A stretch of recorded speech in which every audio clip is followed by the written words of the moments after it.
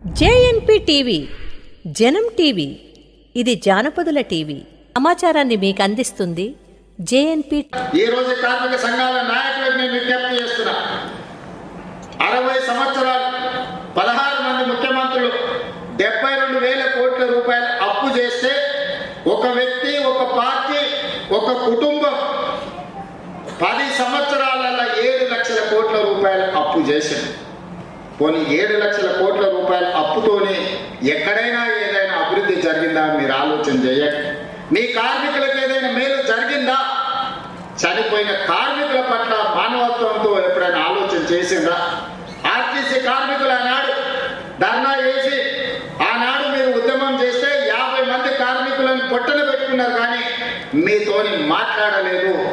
మరి మేము వచ్చిన తర్వాత ఈరోజు ఆర్టీసీని గాడిలో పెట్టి ఈరోజు లాభాల వైపు నడిపించే ప్రయత్నం చేస్తున్నాం. ఆర్టీసీ కార్మికులకు నేను విజ్ఞప్తి చేస్తున్నాను, మళ్ళీ సమ్మె అని చర్చలు చేస్తున్నాను. దయచేసి ఈ సంస్థ మీది. ఈ సంస్థను ఏ మాత్రం పట్టింపులకు రాజకీయ నేపథ్యంలో ఎవరైనా ప్రోత్సహిస్తే, మనం ఏదైనా ఒక నిర్ణయం తప్పుగా చేస్తే మొత్తం సంస్థనే దెబ్బతినే పరిస్థితి ఈరోజు ఉంది. అదే కాదు, ఇవాళ మీరు ఆలోచన చేయండి, 7 లక్షల పైచిలకు కోట్ల రూపాయల అప్పులు రాష్ట్ర ప్రభుత్వం మీద ఉన్నాయి. ఆయన 50,000 కోట్ల రూపాయల కాంట్రాక్టర్ల బిల్లులు పెండింగ్ పెట్టాడు. బొగ్గు సరఫరా చేసిన సింగరేణికి 20,000 కోట్ల రూపాయలు పెండింగ్ పెట్టాడు. అదేవిధంగా వ్యవసాయానికి ఉచిత విద్యుత్తు అందించిన విద్యుత్ శాఖకు దాదాపుగా 25,000-30,000 కోట్ల రూపాయలు పెండింగ్ పెట్టాడు. ఇట్లా ఇంకొక 1,29,000 కోట్ల రూపాయలు వివిధ సంస్థలకు బకాయిలు పెట్టిండు. చంద్రశేఖరరావు గారు డిసెంబర్ 7, 2023 నాడు మాకు అధికారం అప్పచెప్పినప్పుడు 8,29,000 కోట్ల రూపాయల అప్పులు మా చేతికి అందించిండు. ఇందులో 7,11,000 కోట్ల రూపాయలు వివిధ బ్యాంకులల్లా వివిధ సంస్థలల్లా ప్రభుత్వం పూచీకత్తు పెట్టి అప్పులు తెస్తే మిగతావి వివిధ సంస్థలలో ఉద్దర పెట్టిండు. ఉద్దర మన గ్రామాలలో ఉంటుంది. కిరాణం కొట్టోడు, లేకపోతే బట్టల కొట్టో షాపోడు మనకు తెలిసినోడు ఉంటాడు.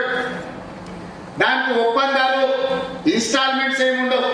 ఊర్లో మనకు ఉండే గౌరవం కొద్ది అప్పిస్తారు. అట్లాంటి అప్పులు విద్యుత్ శాఖ దగ్గర, అట్లాంటి అప్పులు సింగరేణి సంస్థ దగ్గర, ఇట్లా వివిధ కాంట్రాక్టర్లు చేసిన పనులకు నిన్న మన సర్పంచులు నిరసన తెలిపారని వారు మన అంటున్నారు. మేము వచ్చినాక సర్పంచులే లేరు కదా మిత్రమా. మేము అధికారం రాకంటే ముందే సర్పంచుల పదవీ కాలం ముగిసిపోయింది. మరి మీ సర్పంచులకు ₹1 పని కూడా ఇవ్వలేదు. పని ఇద్దామనే సర్పంచులే లేరు. ఇవాళ సర్పంచులకు బకాయిలు ఉన్నాయంటే ఆ ప్రభుత్వం ఆనాడు వారు పెట్టిపోయిన బకాయిలే కదా.